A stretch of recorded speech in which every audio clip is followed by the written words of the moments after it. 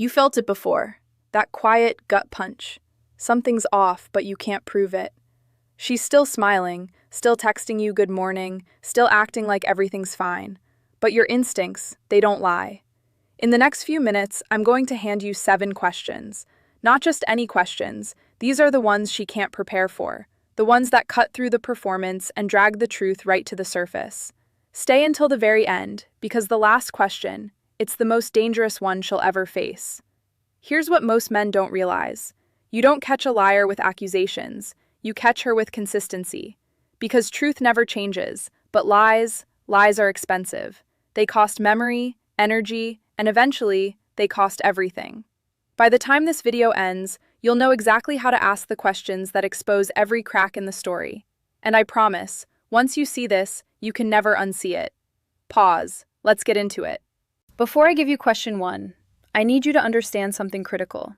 Dishonesty doesn't arrive with a red flag waving in your face. It comes dressed in charm, in over-explaining, in sudden defensiveness over simple things. That's the pattern. Learn it now. And the 7 questions I'm about to share will make total sense. And if you've ever felt something was wrong but couldn't explain why, drop a comment below right now. Tell me what that moment felt like, because I guarantee someone watching this needs to hear your story. All right, question 1. Question 1. Where were you last night? It sounds almost too simple. That's the trap. An honest woman has one version of reality. It never changes because she's not carrying a script. She's living the truth. Ask her once, ask her 3 days later. The story lands the same way every time. But a woman who's hiding something, every time you revisit the question, the story shifts. Here's how. You do it without sounding like an interrogation. Ask casually the first time. Let it breathe. 2 days later, in a completely different mood, bring it up again in a new context. Oh hey, your friend called earlier. How was dinner with her Monday night? If she was telling the truth, the details come easily.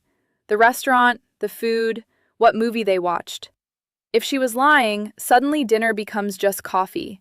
She can't remember what day it was, or she fires back, "Why are you asking again? Don't you trust me?" That right there, that's not protection. That's projection.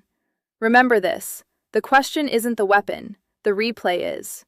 Ask it again across different times, different moods, different conversations.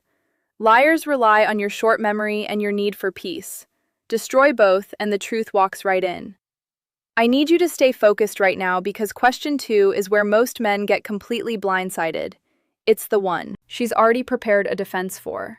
And if you don't know what to look for, you'll walk right past the evidence every single time. And before I get there, if this video is already giving you clarity, hit that subscribe button right now. I put out content every week that helps men see what's hidden in plain sight. You don't want to miss what's coming. All right, question 2.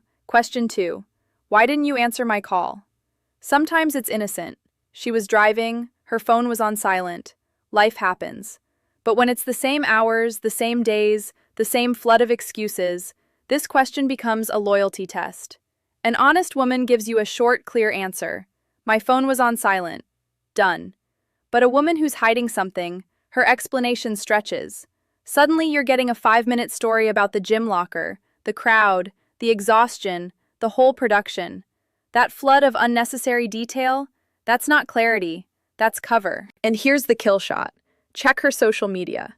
She claims she was too busy to answer your call, but during that exact window, she's posting Instagram stories, liking photos, commenting on someone's post. She had time to scroll. She had time to send you a 2-second text. She made a choice, and that choice had a direction, just not toward you. Here's your reminder. Truth is brief. Lies take time. Question 3. Who were you with? This one is a scalpel. An honest person naturally shares names, details, context.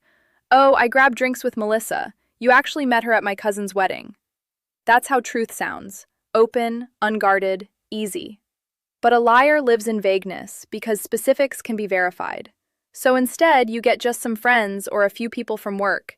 No names, no faces, just fog. Here's the strategy.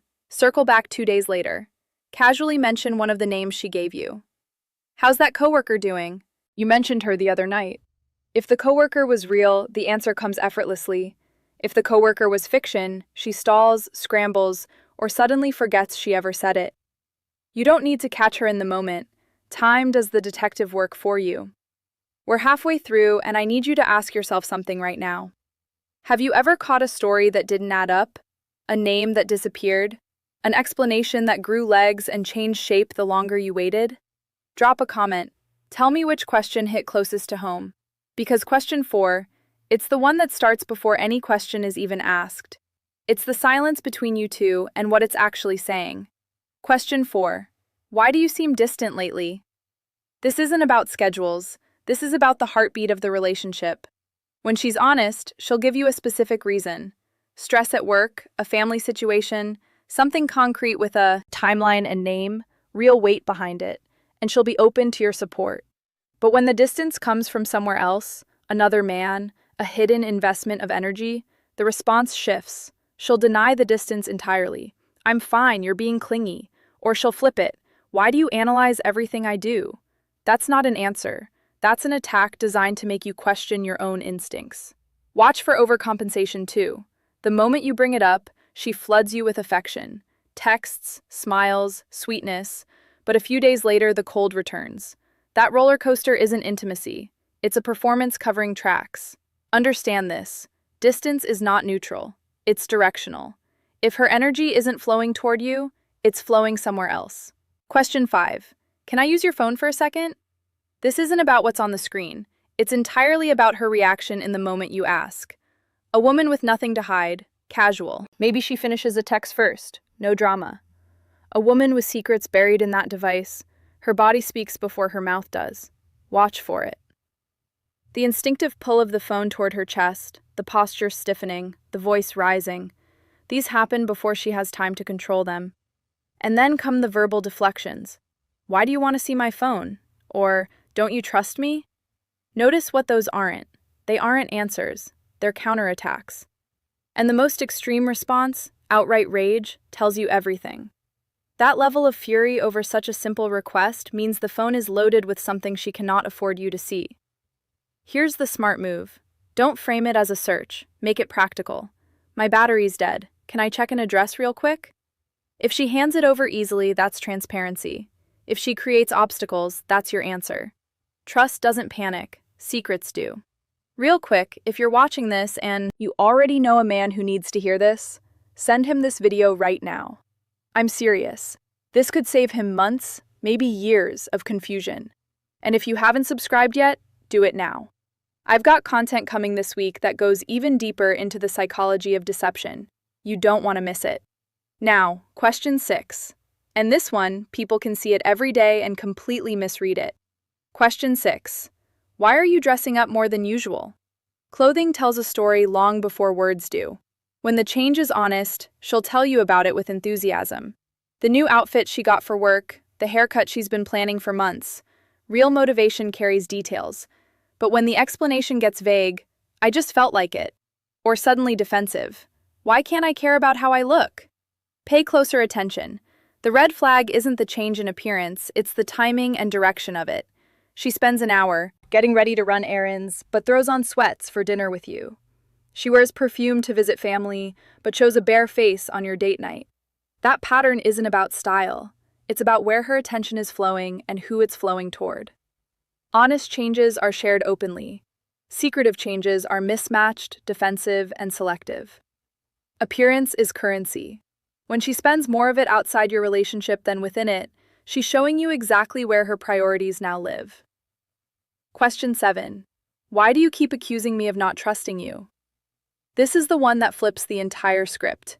When a woman feels cornered, she reaches for one of the oldest tools in the playbook, projection. Instead of answering your concern, she accuses you of being the problem.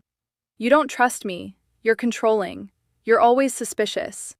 Suddenly, the spotlight is off her behavior and blazing down on your supposed flaws. If you're busy defending yourself, you're not pressing on the real issue.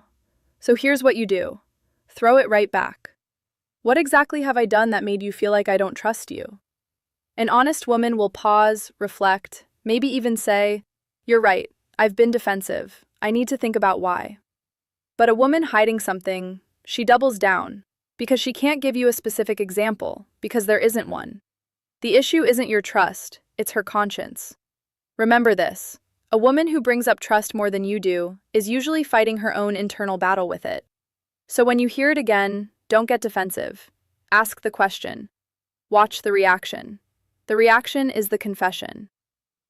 7 questions, 7 mirrors. Not weapons, not interrogation tactics, mirrors. Each one gives her the chance to show you exactly where she stands. Honest women, they meet clarity with clarity. Details, openness, no resistance. Dishonest women, they meet you with fog, deflection, and guilt trips designed to make you feel small for asking. And here's the deepest truth of everything I've shared today. The answers matter less than the reactions. Does she relax or does she panic? Does she give details or does she attack? Does she welcome clarity or does she run from it? That contrast is so sharp once you know it, you can never miss it again. You can't control someone else's loyalty, but you can control your awareness, your boundaries, and your decision to stop accepting fog when you deserve clarity. If this video opened your eyes, hit that subscribe button right now. Share it with a man who's still walking blind. Drop a comment below. Which question hit you the hardest? Because the truth is this: trust isn't about closing your eyes and hoping for the best. Trust is about seeing clearly and refusing to be played. Protect your heart today, because if you don't, no one else will.